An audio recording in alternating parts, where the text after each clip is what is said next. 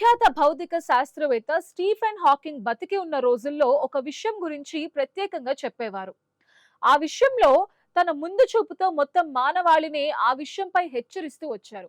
అదేంటంటే రాబోయే 200 నుంచి 1000 ఏళ్లలో మానవ జాతి అంతరించిపోయే ప్రమాదం ఉంది.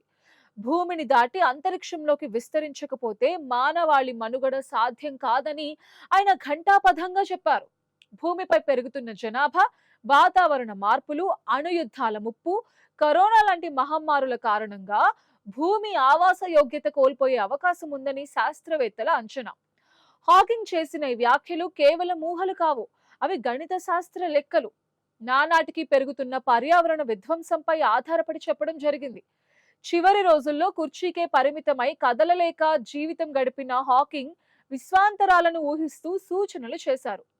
ఒక గ్రహంపై మాత్రమే ఆధారపడడం అనేది మానవ జాతికి అత్యంత ప్రమాదకరమైన పరిస్థితి అని వివరించారు. ఈ హెచ్చరికల నేపథ్యంలో ప్రపంచ దేశాలు ఇప్పుడు ఇతర గ్రహాలలో భూమి వంటి పరిస్థితుల కోసం అన్వేషణను వేగవంతం చేశాయి. నాసా, ఈసా, జాక్సా, ఇస్రో వంటి అంతరిక్ష సంస్థలు అంగారకుడిపై నీటి జాడల కోసం, జీవించడానికి అనువైన వాతావరణం కోసం నిరంతరం పరిశోధనలు చేస్తున్నాయి. కేవలం అంగారకుడే కాదు, మన సౌర కుటుంబానికి ఆవల ఉన్న ఎక్సో ప్లానెట్స్ అంటే ఇతర నక్షత్రాల చుట్టూ తిరిగే గ్రహాలపైన కూడా దృష్టి సారించాయి.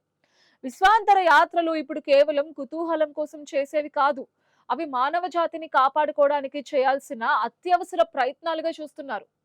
ఒకవేళ భూమిపై ఏదైనా భారీ గ్రహశకలం ఢీకొన్నా లేదా మరేదైనా విపత్తు సంభవించినా మానవ నాగరికత పూర్తిగా తుడిచిపెట్టుకుపోతుంది. అలా జరగకుండా ఉండాలంటే మనుషులు మల్టీ ప్లానెటరీ స్పీసీస్ గా మారటం ఒక్కటే మార్గం.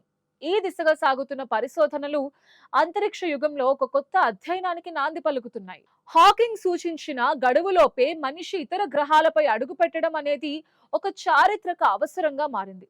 అంతరిక్షంలో మనిషి నివసించడానికి అనువైన గ్రహాల అన్వేషణలో గోల్డిలాక్ జోన్ అనేది అత్యంత కీలకమైనదిగా పరిశోధకులు అంచనా వేస్తున్నారు. ఏదైనా ఒక నక్షత్రానికి మరీ దూరంగా కాకుండా మరీ దగ్గరగా కాకుండా ఉండగలిగే దూరాన్ని ఈ గోల్డిలాక్ జోన్ అని పిలుస్తారు. మనకు అత్యంత సమీపంలో ఉన్న అంగారక గ్రహంపై ఒకప్పుడు నీరు ప్రవహించిందని, అక్కడ జీవం ఉండే అవకాశం ఉందని శాస్త్రవేత్తలు బలంగా నమ్ముతున్నారు. ఎలన్ మస్క్ వంటి పారిశ్రామికవేత్తలు ఇప్పటికే అంగారకుడిపై కాలనీస్ నిర్మించడానికి ప్రణాళికలు సిద్ధం చేశారు. స్పేస్ ఎక్స్ సంస్థ రూపొందిస్తున్న స్టార్షిప్ నౌకలు వందలాది మంది ప్రయాణికులను అంగారకుడికి చేరవేసే సామర్థ్యాన్ని కలిగి ఉన్నాయి. అయితే అంతరిక్ష ప్రయాణంలో ఎదురయ్యే అతిపెద్ద సవాలు శూన్యంలో వ్యాపించి ఉన్న రేడియేషన్. భూమికి ఉన్నట్టుగా ఇతర గ్రహాలకు రక్షక కవచం లేకపోవడం వల్ల అక్కడ నివసించటం అంత ఈజీ కాదు. దీనిని అధిగమించడానికి కృత్రిమ వాతావరణాన్ని సృష్టించే టెరాఫార్మింగ్ ప్రక్రియపై శాస్త్రవేత్తలు దృష్టి సారించారు. అంటే ఒక గ్రహం యొక్క ఉష్ణోగ్రతను, వాతావరణాన్ని భూమి తరహాలోకి మార్చే ప్రక్రియ ఇది. మరొక ఆసక్తికరమైన అంశం ఏంటంటే శని గ్రహం యొక్క చంద్రుడైన టైటాన్, బృహస్పతి గ్రహానికి చంద్రుడైన యూరోపా పైన కూడా జీవానికి అనుకూల పరిస్థితులు ఉండవచ్చని అంచనా వేస్తున్నారు. అక్కడ మంచు పొరల కింద భారీ సముద్రాలు ఉన్నాయని శాస్త్రవేత్తలు కనుగొన్నారు. ఈ అన్వేషణ మానవాళికి కొత్త ఆశలను చిగురింపచేస్తోంది. భూమిపై వనరులు తగ్గిపోతున్న సమయంలో అంతరిక్షంలోని గ్రహశకలాల నుంచి ఖనిజాలను సేకరించే ఆస్ట్రాయిడ్ మైనింగ్ కూడా భవిష్యత్తు అవసరాలకు కీలకం కాబోతోంది. ఈ ద్వీపం మునిగిపోయే లోపే మరో తీరాన్ని కనుగొనటం మనిషి మనుగడకు అత్యంత అవసరం. ఈ ప్రయాణాలలో ఎదురయ్యే సవాళ్లు ఎంతటివైనా మనిషి మేధస్సు వాటిని అధిగమిస్తుందన్న నమ్మకం శాస్త్రవేత్తల్లో ఉంది. అంతరిక్ష యాత్రలకు సంబంధించి ఐన్స్టీన్, స్టీఫెన్ హాకింగ్ వంటి మేధావులు ప్రస్తావించిన మరో ముఖ్యాంశం కాల ప్రయాణం, వార్మ్ హోల్స్.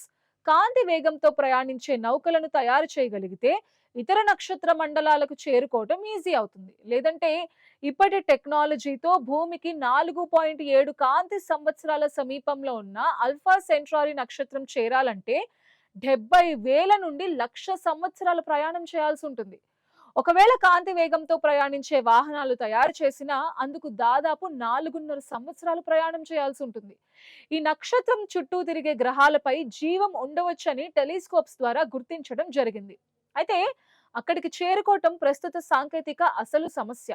ఇప్పటికిప్పుడు కాంతి వేగంతో ప్రయాణించే అవకాశం లేకపోవటంతో అయాన్ ప్రొపల్షన్ లేదా న్యూక్లియర్ థర్మల్ రాకెట్స్ వంటి ఆధునిక ఇంజనీరింగ్ అద్భుతాలపై పరిశోధనలు సాగుతున్నాయి.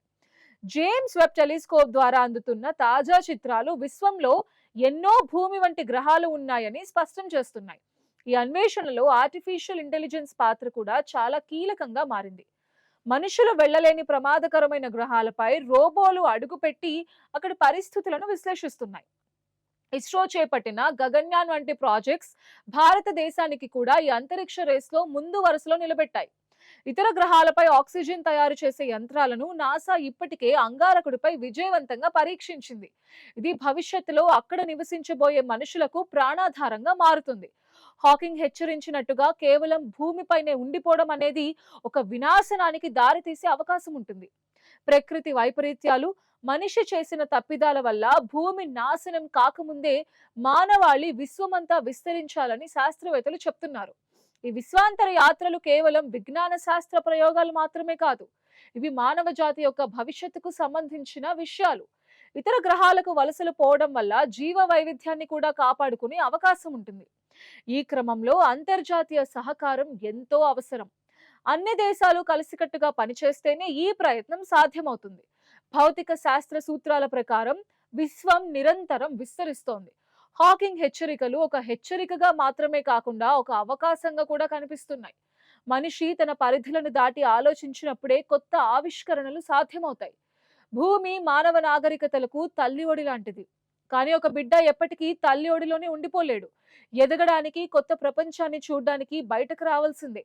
అంతరిక్షంలో కాలనీల నిర్మాణం అనేది మనకు అసాధ్యం అనిపించినా రాబోయే తరాలకు సాధారణ విషయంగా మారొచ్చు.